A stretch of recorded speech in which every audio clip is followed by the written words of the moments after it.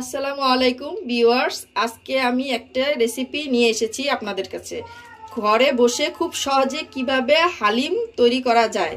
আমি হালিম তৈরি করতে আজকে বাজারের রাঁধুনি হালিম মিক্স প্যাকেট নিয়েছি। আপনারা চাইলে বাজারের যে কোনো ব্র্যান্ডের হালিম মিক্সও নিতে পারেন। আমি হালিম তৈরির জন্য এখানে 1 কেজি পরিমাণ গরুর মাংস নিয়েছি। আর লাগছে আমাদের পেঁয়াজ কুচি। পেঁয়াজগুলো এখন আমি বেরেস্তা করে নিচ্ছি, তারপরে দেখিয়ে দিচ্ছি কি কি উপকরণ লাগছে। এখন আমি বেরেস্তাগুলোকে লাল করে ভেজে নিচ্ছি। বেরেস্তা ভাজার জন্য আমি পরিমাণ মতো তেল দিয়েছি। এখন পেঁয়াজগুলো ছেড়ে দিচ্ছি।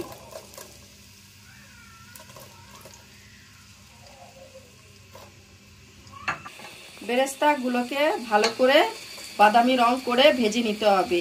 এই অবস্থায় চুলার হিট লো এবং হাইয়ের মাঝামাঝি রাখতে হবে, যাতে বেরেস্তাগুলো পুড়ে না যায়। আর কিছুক্ষণ পর পর এগুলোকে নাড়াচাড়া করে দিতে হবে, যাতে সবগুলো একসাথে এক পরিমাণে ভাজা হয়।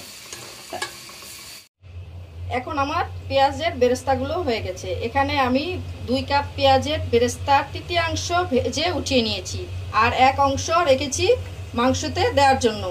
ওটা আপনাদের দেখাবো। এখন আর কি উপকরণ লাগছে সেগুলো দেখাচ্ছি। আর 1 কেজি গরুর মাংসের জন্য 3 টেবিল 4 চামচ আদা রসুন বাটা নিয়েছি। এখন মতো লবণ।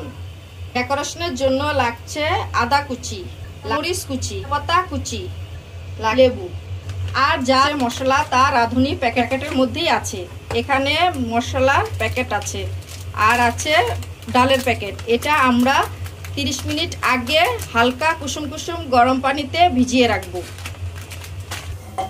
1/3 উঠিয়ে নেয়ার পরে যেই 1 পেঁয়াজ ছিল, সেই পেঁয়াজের মধ্যে আমি মাংসটা রান্না করব। তাই মাংসটা রান্না করতে এখানে আমি আদা রসুন বাটাগুলো দিয়ে দিচ্ছি। আদা রসুন বাটাগুলো ভালো করে ভেজে নিতে হবে, যাতে আদা রসুনের যে এক্সট্রা গন্ধটা থাকে তা চলে যায়। এখন আমি ভালো করে নেড়ে চেড়ে আদা রসুন বাটাগুলো ভেজে নিচ্ছি পেঁয়াজের সাথে। ভাজার পরে আমি মাংসগুলো ছেড়ে দিব। ভালো করে ভেজে নেওয়ার পরে এখন আমি গরুর মাংসগুলো দিয়ে দিচ্ছি। আমি এখানে গরুর মাংস হাড় সহ নিয়েছি।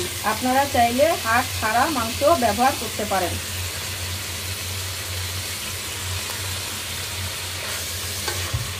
ভালো করে নেড়ে চেড়ে 15 মিনিট ভেজে নিতে হবে, যাতে মাংসের গায়ে থেকে এক্সট্রা পানিগুলো বেরিয়ে আসে।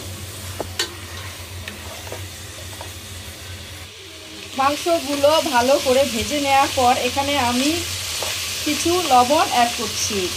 প্যাকেটের গায়ে লবণ আছে, তাই লবণটা অল্প করে দিতে হবে। পরে স্বাদ মতো বুঝে লবণ ব্যবহার করতে হবে। আমি এখানে অল্প পরিমাণে লবণ দিচ্ছি। তারপরে মাংসটাকে ভাজা ভাজা করে নিচ্ছি। এখন এই অবস্থায় দিয়ে দিব প্যাকেটের মশলা সবটুকু।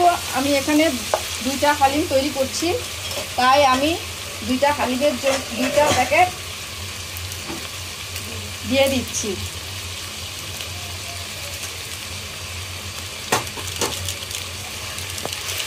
তারপর ভালোভাবে এটাকে কষিয়ে হালকা কুসুম কুসুম গরম পানি দিয়ে দিব।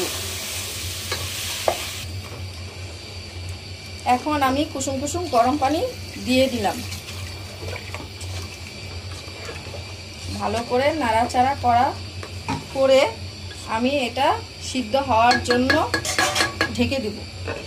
সিদ্ধ হওয়ার পর আবার ফিরে আসছি।